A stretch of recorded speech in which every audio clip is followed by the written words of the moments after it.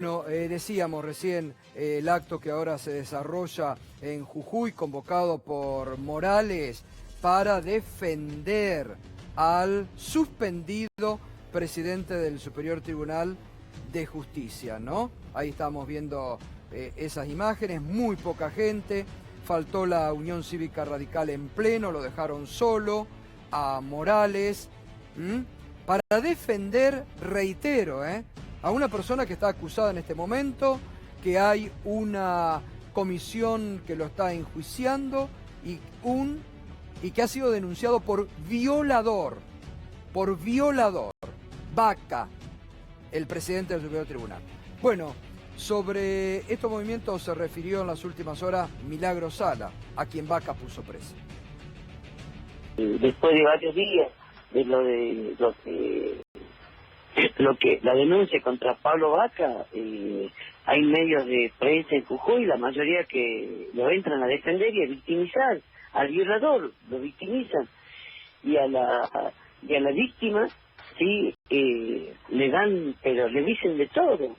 Y imaginar la impotencia que uno puede llegar a sentir de todo lo que lo venimos pasando, y nosotros ya venimos denunciando todo este atropello de la justicia, que no es una justicia independiente, que es una justicia que la cual tiene colores del partido de la Unión Cívica Radical. Desde el momento que comenzaron a ampliar el Superior Tribunal hasta esto. Bueno, esto es lo que decía justamente Milagro Sala, y hay también todo un movimiento judicial para que se revisen las condenas a Milagro Sala. Pero volvemos aquí, nos estás acompañando con el hashtag Ercolini en la mira, denunciado hoy, va a ser investigado por el Consejo de la Magistratura, después de la revelación del periodista Carlos Pagni, que denunció justamente cómo el poder mediático con el poder judicial metían presos a exfuncionarios. Vamos a debatir este tema. Está Daniel Germano, está el ex juez Luis Arias y está el doctor Carlos Beraldi. Doctor, usted lo conoce muy bien también a Ercolini, porque ha tenido causas donde Ercolini, cumpliendo órdenes de Macri, puso presos a inocentes, ¿no? ¿Qué le pareció institucionalmente la revelación de Pagni? Bueno, realmente ha sido un escándalo, ¿no? Porque pone al descubierto una sincronización de un poder sobre otro, un poder que es de facto, como es el poder mediático, sobre un poder que es uno de los pilares del Estado de Derecho, que es justamente el Poder Judicial de la Nación. Pero lo que dice Pagni, en realidad, y cuenta como un hecho pareciera aislado, en realidad fue una mecánica que se desarrolló durante los últimos 4 años. Yo repasaba algunos acontecimientos. Por ejemplo, ¿qué pasó el 17 de diciembre del año 2017? En ese momento se discutía, en un fin de semana, la reforma previsional. Había generado esto un gran escándalo político, había habido una marcha. ¿Qué pasó 2 días después de ese 17 de diciembre? Bueno, el juez Ercolini ordenó la detención de Cristóbal López y de Fabián de Sousa. Y con eso cambió el eje de las tapas de los diarios y ya no se dedicaban al problema político que tenía el gobierno, sino era la detención que habían sufrido los empresarios de este canal. Y esto vino pasando en todo el tiempo. Yo, digamos, en estos 4 años he padecido mucho todas estas cuestiones, así que tenía la experiencia, la triste experiencia de esperar siempre el viernes la mala noticia. Todos los viernes llegaba a la tarde una notificación en la cual, bueno, o era un embargo, o era una citación indagatoria de Cristina Fernández de Kirchner, o era algún allanamiento, y eso era la tapa de los diarios del fin de semana. Es decir, por un lado el Poder Judicial alimentaba al Poder Mediático, y por otro el Poder Mediático presionaba a los jueces. Pero presionaba de una manera, le diría, sistémica. Cada vez que había una resolución que iba a dictar un tribunal que tuviera alguna, diríamos, importancia, 3 o 4 días antes, un periodista sacaba una nota y decía: van a beneficiar a tal persona, tal tribunal va a beneficiar a tal persona. Al día siguiente, esa noticia se empezaba a replicar en todos los medios y empezaban: el juez de justicia legítima, el juez hizo tal cosa, vive en un country, y le mandaban todo el poder mediático para que ese juez se asustara y retrocediera. Y eso pasaba, efectivamente, retrocedía. Y entonces cometía, diríamos, lo peor que puede pasar, es decir, que un juez con poder utilice ese poder precisamente de manera desviada. Bueno, eso pasó en diciembre con la Corte, ¿no? Cuando le mandaron 5 cacerolas y una tapa del diario, también algo que usted sigue, tuvieron que recular en chancleta para cumplir con lo que le indicaban desde la tapa de un diario, ¿no? Exactamente. Bueno, y cuando le pasa al máximo tribunal del país, bueno, entonces ya estamos en una situación realmente de indefensión.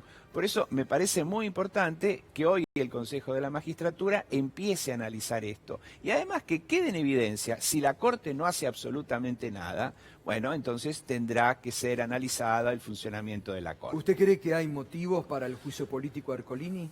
Yo no tengo duda, lo de Ercolini ha sido gravísimo y hay toda una acumulación de pruebas que se van incorporando de distintas causas, concretamente en la de Servini de Cubría, en donde se demuestra que la detención de estos empresarios fue absolutamente ilegal y muchas otras cosas que fueron ocurriendo. Así que, bueno, me parece que es hora que cada cual empiece a responder por lo que hizo. Doctor Luis Arias, usted sufrió en persona no solamente la persecución, sino la destitución por estar con el tema de tarifa que le molestaba al macrismo y a los empresarios energéticos. Y los empresarios energéticos, digamos, y también las presiones mediáticas. ¿Cómo toma o cómo vio ayer cuando leía lo de Pagni con semejante revelación? Bueno, por un lado, uno queda, a mí no me sorprende y de algún modo me alegra que estas cosas se sepan.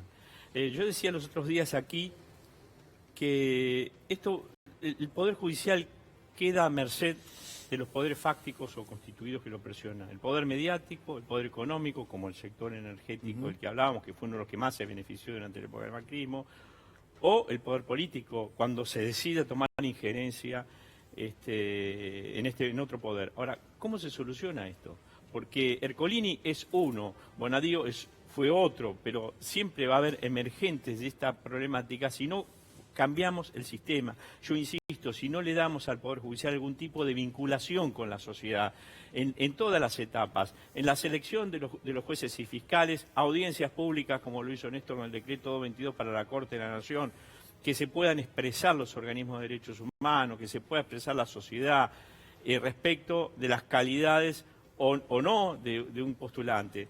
Un observatorio judicial, también integrado por organizaciones sociales, por organismos de derechos humanos. Bueno, el observatorio judicial un poco es lo que anunció el presidente el domingo, esto para un seguimiento para la reforma judicial. Sí, pero es un consejo para reformas. Ajá. Yo digo, un observatorio para ir controlando si se cumplen los distintos estándares internacionales, fundamentalmente.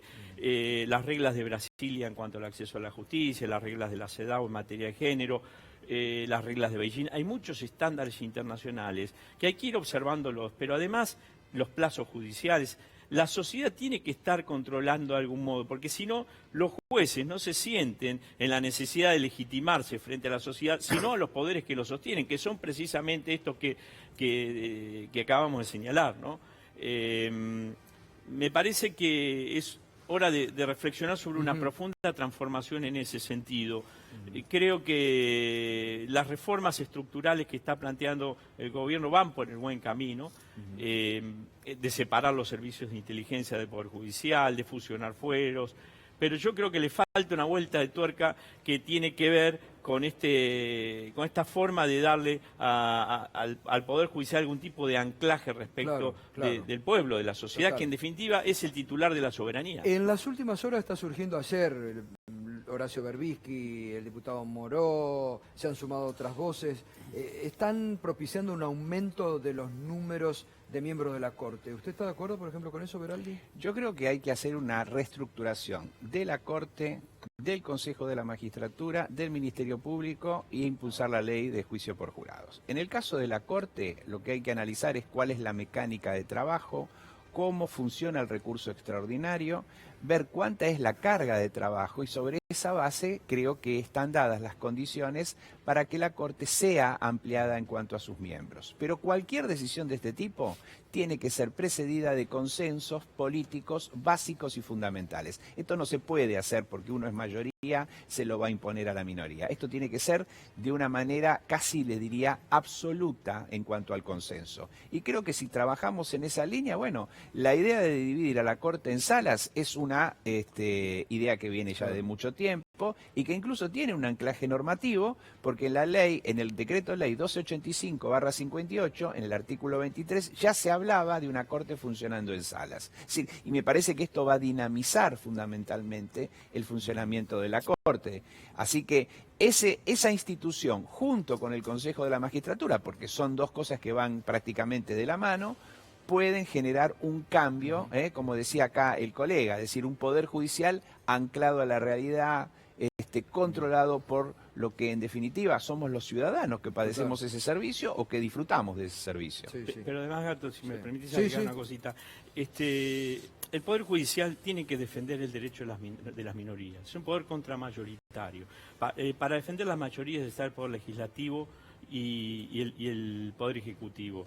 Ahora, no a las minorías poderosas, porque actualmente tenemos un presidente de la Corte que responde a esas minorías sociales, a las minorías poderosas. Entonces, si hay un juez que responde a estos sectores sociales y poderosos, yo también quiero jueces en la Corte que representan a las minorías sexuales, un juez o una jueza indígena, un juez o una jueza trans, digamos, todos los sectores vulnerables de la sociedad, abogados que hayan tenido una participación y una defensa de los derechos humanos, cosa que hay que valorar también dentro de la postulación. En fin, una Corte plural, con igualdad de género, una Corte que representa a los distintos sectores de la sociedad y sobre todo a las minorías vulnerables. Y para eso es necesario ampliar el número de la Corte. Y yo quisiera agregar algo. Me parece importante que sea una Corte federal, es decir, que no sean todas las personas que son elegidas porque vivimos acá en la Ciudad de Buenos Aires. Creo que tiene que haber una representación de las distintas regiones.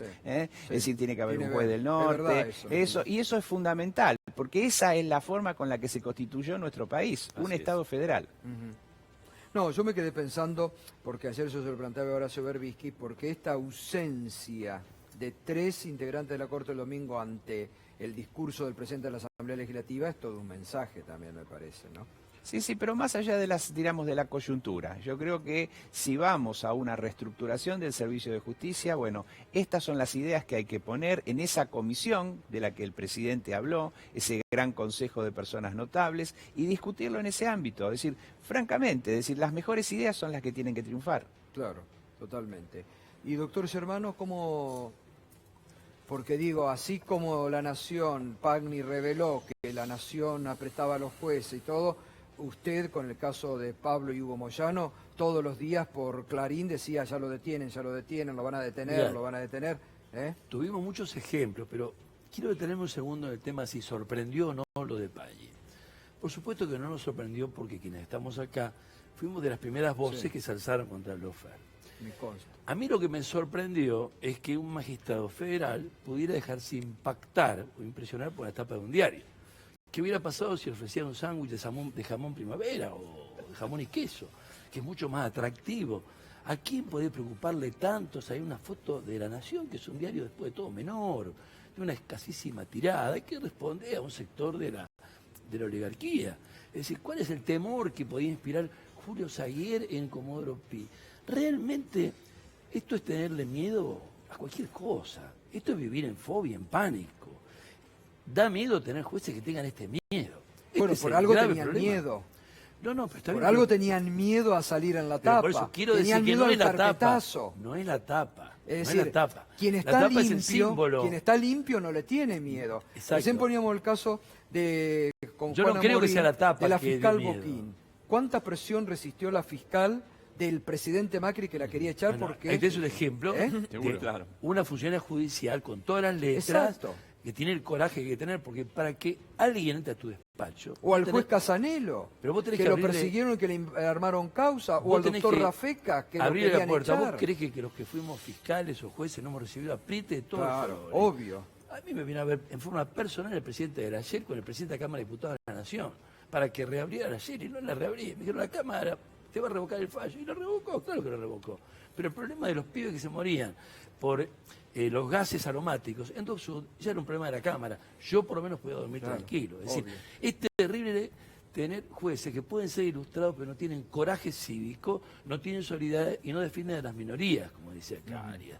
Es decir, el Poder Judicial tiene que estar comprometido, porque justamente la No, justicia es lo la peor, defensa de los más débiles. Daniel, estoy pensando también, o jueces que se dejaban tentar por algún pasaje porque porque un diario los invitaba a Estados Unidos o Yo he a otras escuchado partes, ¿no? en alguna cena algún magistrado estar emocionado porque había recibido un llamado de la Embajada de Estados Unidos. Bueno. Entonces, realmente cuando uno tiene estos tiringos en la magistratura, este es el problema. Porque muchos de ellos son hombres muy... ¿Quién puede dudar de que Irurson es un juez preparado? Pero no está preparado para ser juez, que es distinto. Está preparado intelectualmente para poder hacer un debate jurídico. Ahora, Pero no tiene coraje cívico para poder fallar de acuerdo a derecho y condenar a los hombres de la AFI y condenar a la gente que gastaba 7.000 millones de pesos por año